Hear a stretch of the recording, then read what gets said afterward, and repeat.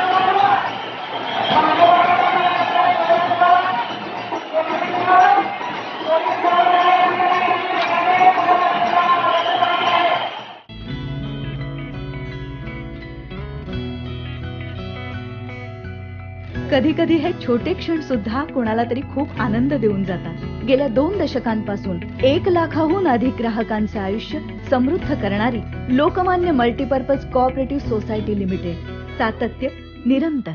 परंपरेनुसार पहाटेच्या सुमारास ज्योतिबाला शासकीय अभिषेक करून यात्रेला प्रारंभ झाला. पन्हाळ्याचे तहसीलदार रमेश शेंडगे व केदारलिंग देवस्थान व्यवस्थापक महादेव दिंडे यांच्या हस्ते पहाटे ज्योतिबाला शासकीय अभिषेक करण्यात आला. यानंतर मंदिरातील गुरुवांनी महावस्त्र व सुवर्ण अलंकारांनी ज्योतिबाची राजेशाही थाटातील महापूजा बांधली. गेली 15 दिवस मोठ्या आतुरतेने ज्या यात्रेची भाविकांना आस लागली होती ती ज्योतिबाची चैत्री महायात्रा ज्योतिबा डोंगर वाडी रत्नागिरी येथे उत्साहात पार पडली. दख्खनच्या राजाचे मनोभावे दर्शन घेण्यास या उन्हातही लाखो भाविक ज्योतिबा डोंगरकडे दाखल झाले होते.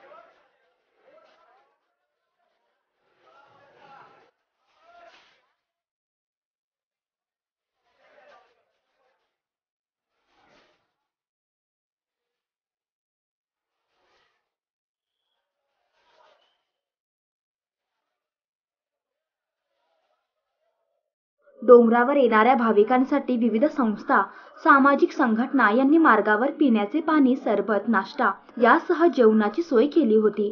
भाविकांसाठी शिवाजी चौक तरुण मंडळाने पंचगंगा नदी घाटावर, ज्योतिबा डोंगरावरील गायमुख येथे सहज सेवा ट्रस्टने व एसटी स्टँड येथे आर.के. मेहता चॅरिटेबल ट्रस्टने मोफत अन्नछत्राचे आयोजन केले होते.